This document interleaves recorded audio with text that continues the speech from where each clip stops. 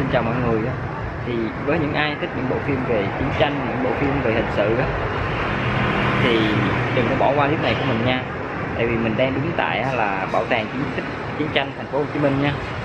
Thì xung quanh mình có rất là nhiều những cái chiếc phi cơ chiến đấu nè, những chiếc máy bay nè ha, và những cái khẩu đại bác thành công nè. Đó. Thì mọi người theo chân mình khám phá trong bảo tàng này có gì nha mọi người. Ở đây có một chiếc máy bay lớn lớn nè mọi người.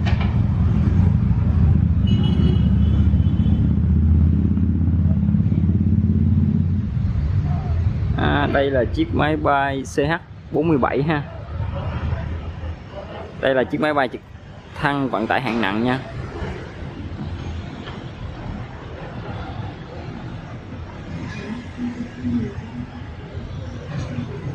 Đây tốc độ tối đa của nó là tới 298 km/h rồi. Tầm bay là gần 500 km nha. Tổ lái thì có 4 người.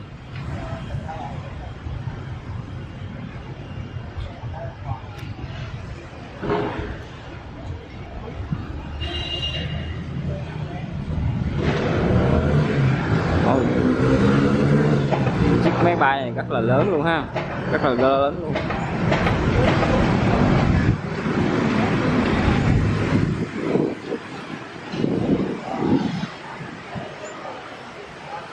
Để mình đi một vòng xung quanh đó nha mọi người.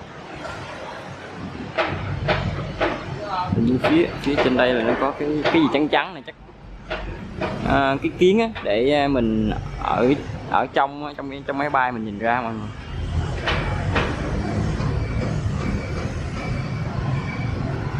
Bên ngoài là nó được sơn một màu xanh ha. Chiếc máy bay này là rất là to luôn.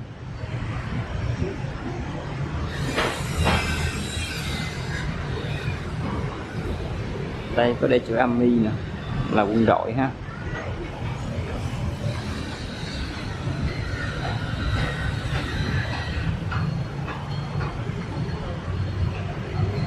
Ở phía sau đuôi nó có để cái hình lá cờ nè mọi người. Phía trên để là US ha, là máy bay của Mỹ ha. Ở đây là mình nhìn từ phía sau của chiếc máy bay ha, phía sau đuôi đó mọi người. Phía dưới nó có cái bánh xe nè. Để mình lại rằng cái phía sau này nó cũng có một cái kiến nữa ha. Đây nè. Đây là mình nhìn thấy mấy cái mối hàng luôn nè, những con ốc nè.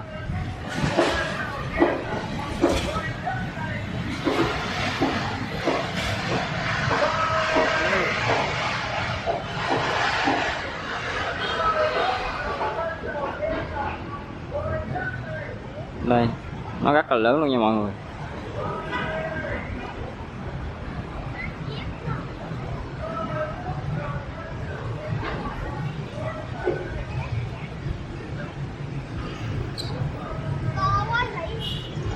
Cái chỗ này là chỗ giống như chỗ thoát hiểm vậy. Nó để chữ tiếng Anh trên đây nè. Giống như chỗ thoát hiểm khi mà có gặp sự cố gì thì người ta đập cái, giống như đập cái này vậy để thoát ra ngoài. Đây nè.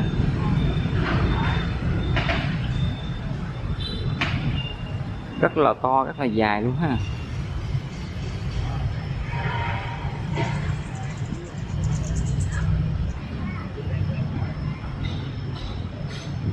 Ở đây là có cái cửa nè.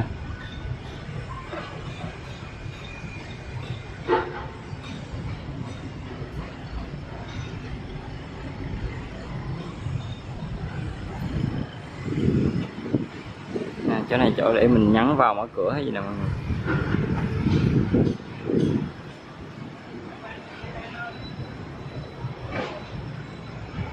Kế bên chiếc máy bay là có một cái chiếc xe tăng ha, cũng của Mỹ luôn. Đây là chiếc xe tăng M4823 ha.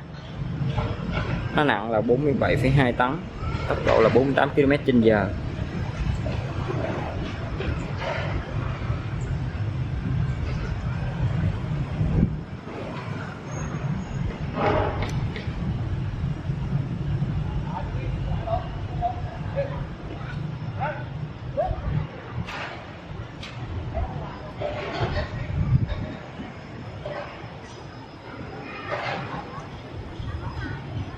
Trời, mấy cái bánh xe của nó rất là bự luôn nè.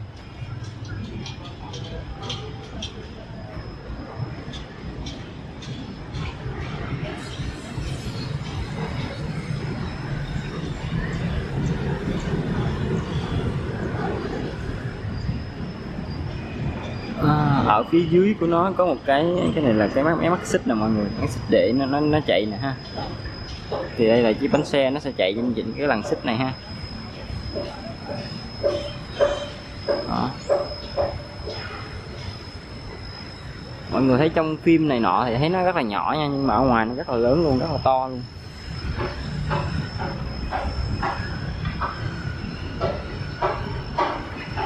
Ở đây là phía trên của cái chiếc xe tăng nè. Ở phía trên chỗ này, cái chỗ này là cái nắp người ta chum ra chum vào mọi người.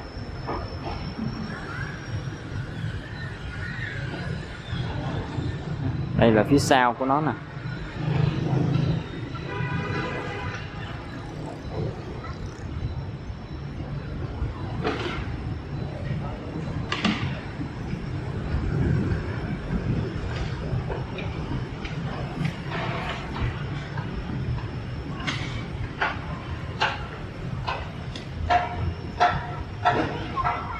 Thì mỗi chiếc sẽ có một cái, này là chắc cái biển số của nó, còn này chắc cái mã số của nó nè.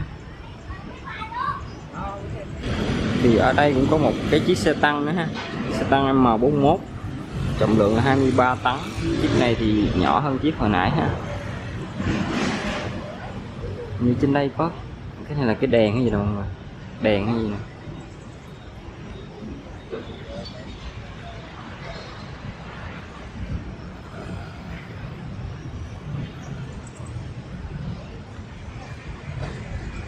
Phía trên của chiếc xe tăng nó có một cái súng nè ha, cái súng để bắn. Trong phim mấy người ta hay đứng trên đây nè, ta đứng ở phía đây nè, người ta ngắm bắn. Chiếc này thì không to bằng chiếc hồi nãy nha, nhỏ hơn nãy.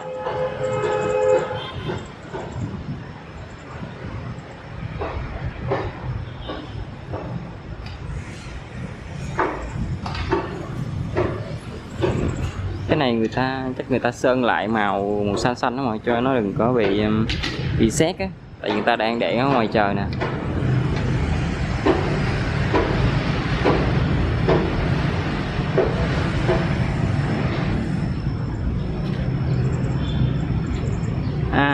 Bánh xe nó bằng nhựa nha mọi người, còn cái ở trong này nè, trong này mới là sắt nè. Cái vỏ nó bằng nhựa ha, trong phim mình tưởng nó là cái vỏ nó bằng sắt luôn, nhưng mà không phải, cái vỏ nó bằng nhựa và ở trong này nó bằng sắt. Còn đây là chiếc xe tăng phun lửa ha, chắc có cái ống phun lửa trên đây nè mọi người. Đây là chiếc xe tăng phun lửa M132A1 ha, nó có một cái súng phun lửa đây.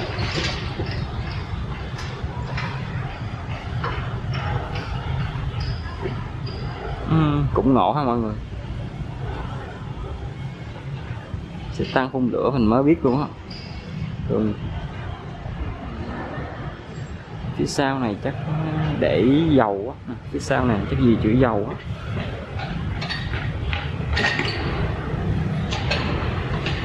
Đó giờ mình chỉ biết là xe tăng là nó trang bị súng thôi ha, còn mới biết chiếc xe tăng để phun lửa luôn á. Còn đây là chiếc pháo ha, đây là chiếc pháo 105 mm, nặng là 1934 kg ha.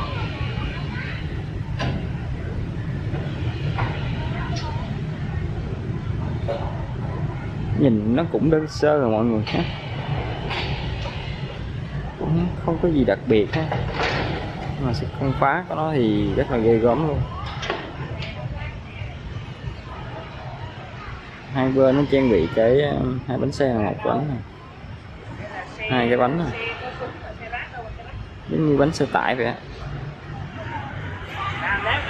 Còn đây là những cái bình ga mà nó chuẩn bị dạng như nó chứa ga để phun lửa mọi người ha. Nó có hai cái trái, hai cái quả to nè. Đây.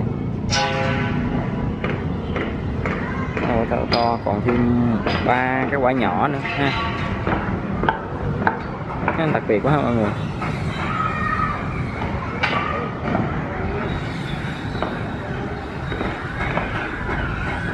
Phía đây nó có cái ống này ha. Còn đây là chiếc xe pháo tự hành ha. Nó có một cái nòng pháo rất là dài luôn nè. Đó, rất là dài luôn nha mọi người.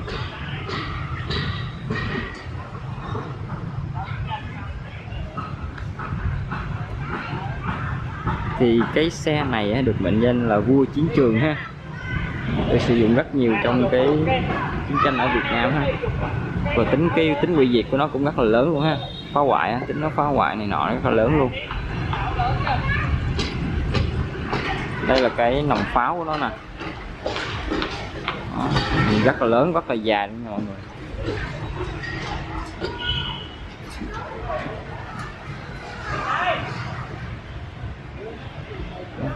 Phía đây là phía cuối cái nòng pháo của nó nè.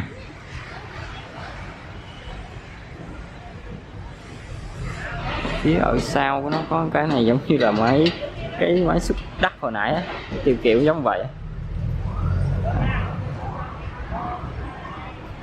Đó, mọi người thấy không, cái nòng pháo nó rất là dài luôn. Và ở dưới nó cũng trang bị những cái bánh xe mà một như xe bánh răng để chạy á. Đây nè, có mấy cái mắt xích nè.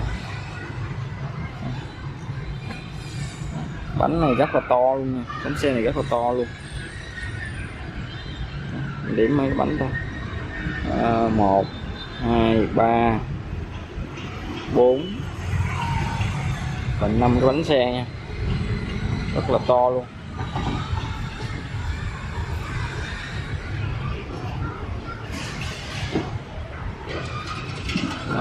Đây là chiếc máy bay chiến đấu hạng nhẹ nha mọi người.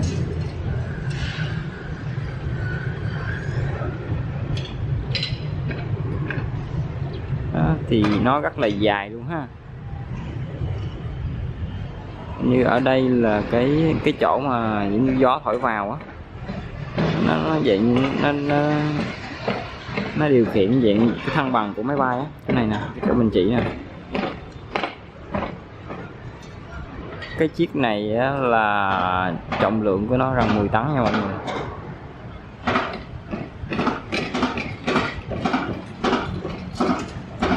US Air Force. Mấy cái chỗ này nó để là battery ha, là pin ha. Còn cái chỗ này là để open door gì nè, cái chỗ này nè. Cái chỗ này giống như là khi có sự cố xảy ra như vậy, để mở cửa này nọ.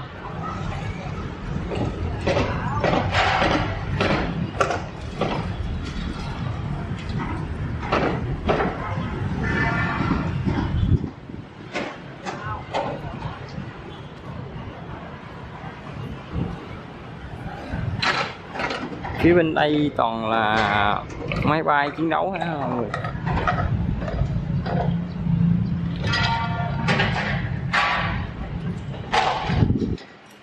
Chiếc này thì nhỏ hơn chiếc hồi nãy ha. Chiếc này thì khoảng 6 tấn mấy thôi mọi người, chiếc này nhỏ. Phía trên này là có mình nhìn ở đây có hai cái ghế, chắc hai người đủ hai người ngồi thôi, hai người điều khiển ha.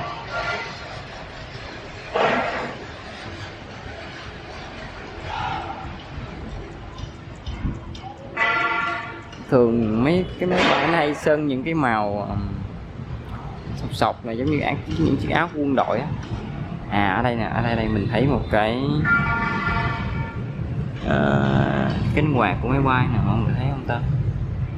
Đây nè, đây cái cánh quạt của máy bay nè. Còn phía dưới đây là mấy cái bánh xe của nó nè, đen đen.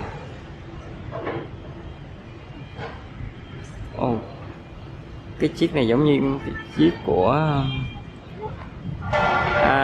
tổng thống Donald Trump mà đi qua đây, mà mấy tổng thống mà hay đi đi qua bên nước khác á, có mấy chiếc kiểu kiểu vậy nè. Nhìn nó, chiếc này nó nhìn nó rất là đẹp nha. Đó, nhìn rất là đẹp luôn. Đây nè, nhìn như con cá mập các bạn mọi người. Màu, cái màu đốm đốm cũng giống vậy. Cái cánh nó rất là dài luôn nè. Thì nó có mấy cánh cánh quạt ở đây nè. Cái chiếc này rất là bự luôn nha.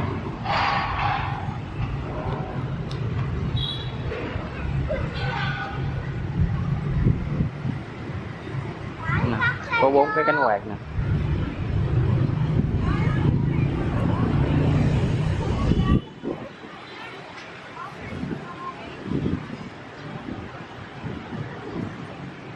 Chiếc này là máy bay A1 ha, Sky Glider ha.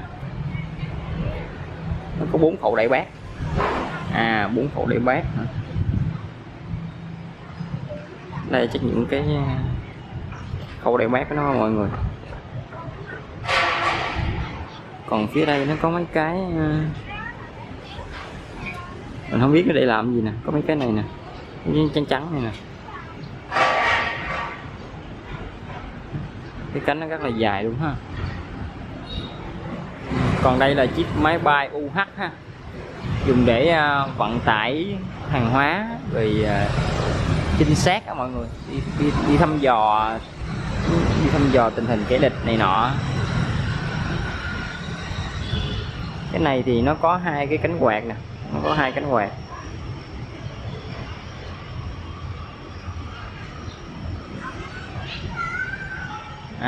Ở phía đây nó có một cái khẩu súng nè. Có cái cửa sổ vàng vàng mọi người.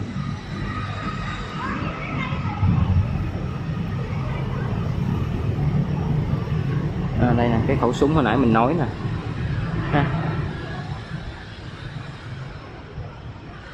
Ở đây là phía trong của nó ha.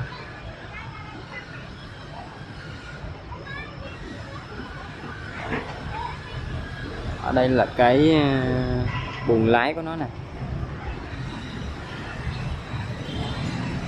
Ở dưới đây là mọi người thấy người ta để kính để mọi người thấy cái động cơ của nó nè. Cái kính nó phải phản chiếu để mọi người không thấy rõ bên trong nó nè.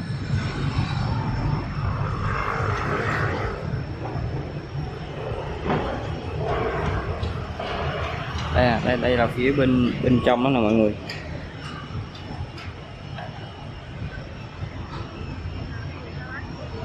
Chiếc này cũng rất là to ha.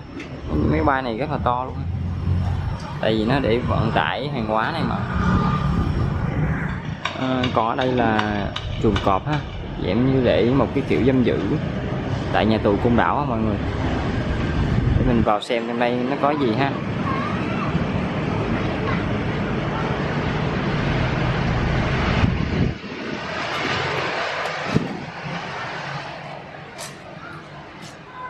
Đây. Mới nhìn vào thôi mà ghê đó mọi người ha. Đây nó mát lạnh luôn á. Còn đây là cái chỗ mà để nhốt nè, cái chuồng kẽm rai nè ha, cái kiểu mà để nhốt những tù nhân nè hồi xưa nè.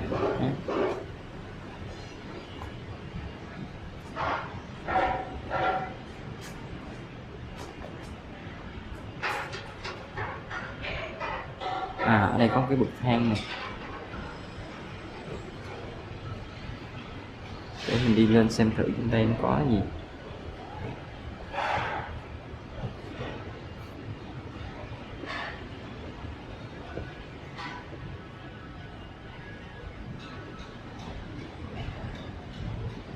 Đây là mọi người cái kiểu này, cái kiểu giam giữ ngày xưa ha, giam giữ tù nhân ngày xưa á, là những người tù nhân á, thì được giam giữ ở phía bên dưới những cái khung sắt này nè.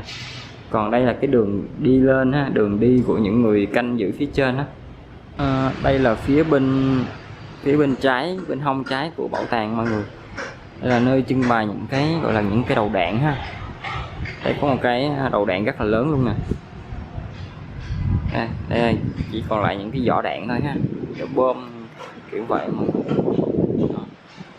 người ta sơn lại nhìn màu rất là đẹp luôn ha. Đây có những chậu hoa nè.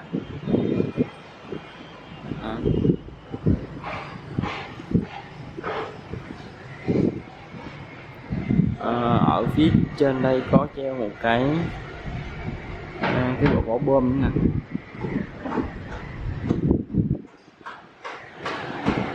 Ở đây là mình nhìn ra phía những chiếc máy bay lúc nãy nè, mình quay nè.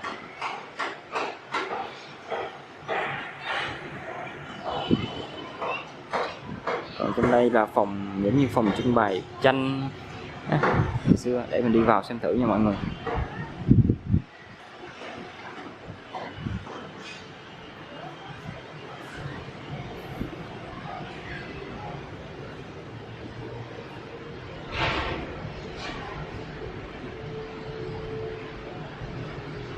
Đây là những cái kiểu nhà tù ngày xưa. Cái bức tranh này rất là nổi tiếng nè. Đây là hiện tại vẫn còn nè mọi người. Đây là khám Chiêu Hòa, một cái nhà tù lớn được xây dựng ở ngay trung tâm Sài Gòn mình luôn.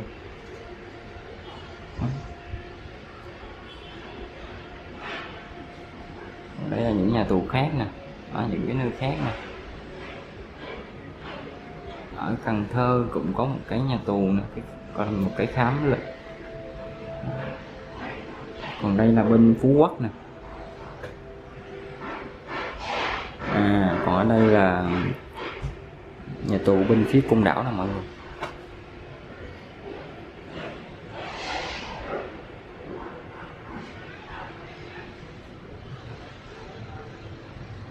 Đây cái khám Chiêu Hòa nãy mình nói là ngay vậy trung tâm Sài Gòn mình vẫn còn nha mọi người. Nó có một cái hình lục giác ha. Thì cái khám Chiêu Hòa này là do một kiến trúc sư người Nhật thiết kế ha. Cái hình của nó là cái hình bát quái nha mọi người, gồm có 3 tầng lầu với diện tích là nó khoảng 7 hecta ha, là 70.000 mét vuông mọi người, rất là lớn luôn. Thì mình đang đứng tại cái phòng triển lãm những cái bức ảnh, những cái biểu ngữ văn gòn mà chống chiến tranh đó mọi người. Đây nè.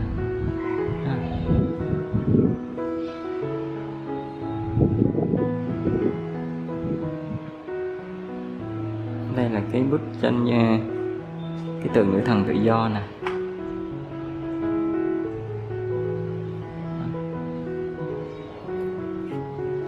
Tóm lại là chiến tranh thì nó đem lại hậu quả rất là nặng nề ha mọi người. Cho nên được sống trong thời hòa bình ngày hôm nay, ngày bây giờ thì rất là gọi là một điều rất là hạnh phúc rồi ha. Bởi vì có rất là nhiều người mà người ta, tức là thật sự thì không ai mà thích chiến tranh nha mọi người. Thì ngoài những tranh ảnh về chiến tranh bên trong bảo tàng này còn trưng bày những hiện vật, những chứng tích chiến tranh ha. Và mình nghĩ đây là một ngày tham quan rất là ý nghĩa của mọi người luôn. Do là những tầng phía trên mình không được quay video ha, cho nên là mình sẽ kết thúc video này tại đây luôn nha mọi người. Thì mọi người nhớ đăng ký và nhấn chuông để đón xem tiếp những video của mình nha mọi người. Bye bye, xin chào mọi người.